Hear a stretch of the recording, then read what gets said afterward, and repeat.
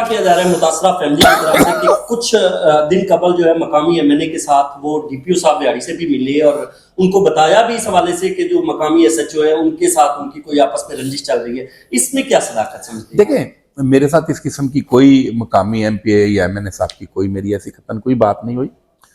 अगर ऐसी बात थी तो हमारे जो पार्लियामेंटेरियन है, मैं समझता हूं कि यहाँ के जितने भी पार्लियामेंटेरियन है इंतहाई काबिल एहतराम, और हमारे लिए जितने पार्लियामेंटेरियन है तमाम हमारे लिए इंतहाई काबिल एहतराम है।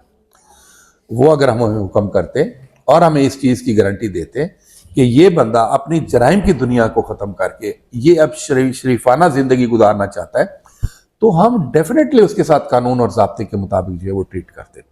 और हमेशा हमने कानून की बालादस्ती के लिए काम किया है, और हमने जो हलफ लिया हुआ है वो यही है कि हम कानून की बालादस्ती के मुताबिक ही हम काम करेंगे। हम ये नहीं किसी को इजाज़त देंगे कि वो अपने ही मुल्क में यहाँ रहे और वो विद इन स्टेट अपनी स्टेट बनाए और कानून की धज्जियां उड़ाए। तो सर वो मंशियात आती कहाँ से? जाहिर बात है पुलिस के नाके भी मौजूद होते हैं, चेकपोस्ट भी मौजूद होती है, पुलिस वर्क भी कर रही होती है, इन चकूक तक वो मंशियात पहुंचती कैसे? ये लामाला बाहर से आती है मंशियात, हम उनकी भी प्रॉपर नाकाबंदी कर रहे हैं, हम उसके लिए भी तमाम जो है इंफॉर्मेशन जो है वो कलेक्ट कर रहे हैं। इंशाल्लाह जहाँ से जो सप्लाई है, ये हम उनकी सप्लाई लाइन जो है वो भी हम हर सूरत में उसको डैमेज करेंगे। ये सर जहां पे ये सारा वाकया हुआ और आप बता रहे हैं कि अपने साथियों के फायरिंग से वो हलाक हुए, वहां पे पुलिस की तरफ से मंशियात का जिक्र तो किया गया कि मंशियात बरामद हुई है, वहां से कुछ असला भी बरामद हुआ था? क्योंकि उस हवाले से कोई ना तो प्रेस रिलीज में जिक्र किया गया और ना ही किसी हवाले से बिल्कुल वहां से वेपन बरामद हुए, वहां से 2 पिस्टल बरामद हुए, एक 222 राइफल जो है वो बरामद हुई है, और मंशियात आपने बताया कि वो बरामद हुई है। इवन के जो वहां से उन्होंने फायरिंग की थी, जो खाली खोल कारतूस थे, वो काफी मिकदार के अंदर जो है वो खोल कारतूस भी वहां से बरामद हुए। आपने कहा सर पुलिस ने बिल्कुल सही रेड किया और अपनी जो है अपने फर्ज को अदा करते हुए उन्होंने इनको पकड़ने की कोशिश की और वहां पे सारा वाकया हुआ। पुलिस के अगेंस्ट एक क्रॉस वर्जन भी दर्ज हो चुकी है, वो क्यों दर्ज हुई? देखें, पुलिस के खिलाफ जो क्रॉस वर्जन दर्ज हुआ है, ये जाहिर लॉयर्स ने कोर्ट का सहारा लेना था। ये समझते थे कि पुलिस ने ये इस किस्म का काम किया है, तो क्रॉस वर्जन दर्ज कराना उनका लीगल राइट था, मेरिट पे तफ्तीश करना हमारी जिम्मेदारी है।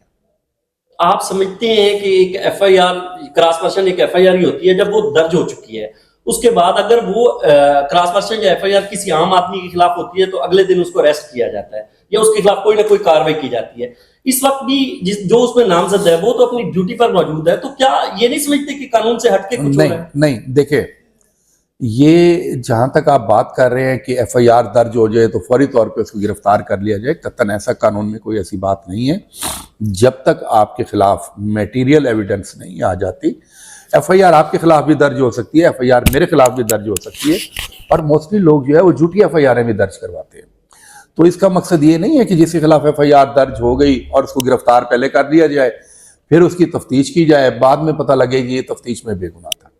हमारे पास अभी तक इस किस्म की कोई आईओ के पास उसके खिलाफ ऐसी एविडेंस नहीं है जो उसको गिरफ्तार किया जा सके।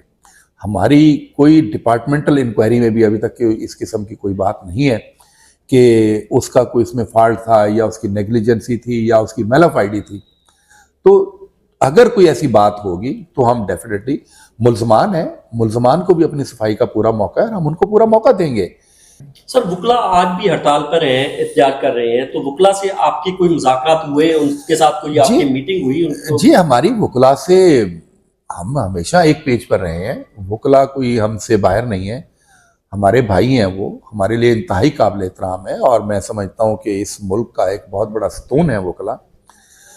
तो अगर उनकी कोई गलतफहमी होगी, इंशाल्लाह हमने पहले भी वो गलतफहमी दूर कराई है और मज़ीद भी होगी, तो हम बैठते रहते हैं, एक टेबल पे हम बैठते रहते हैं, हम आइंदा भी बैठते रहेंगे। हमारा एक बहुत अच्छा उनके साथ वर्किंग कोऑर्डिनेशन है, और मैं नहीं समझता कि हम इस वर्किंग कोऑर्डिनेशन को जो हमें को ख़राब करना चाहिए या हम कोई ख़राब करेंगे, कतन ऐसी बात नहीं है, इजाज़त नहीं देंगे। बहुत शुक्रिया सर। डीएसपी सदर रिजवान खान साहब हमारे साथ मौजूद थे, जो इस सवाल से तफसीली हमें कर रहे थे।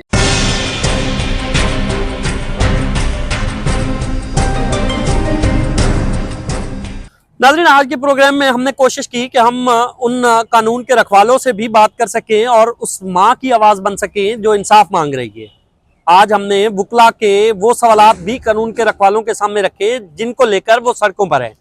आज हमने कोशिश की कि हम उस ज़िशान की आवाज़ बुलंद कर सकें जिसको दबाने की कोशिश की जा रही है। आज तक के लिए इतना ही। दोबारा हाजिर होंगे एक नए प्रोग्राम के साथ। तब तक के लिए अल्लाह निगहबान।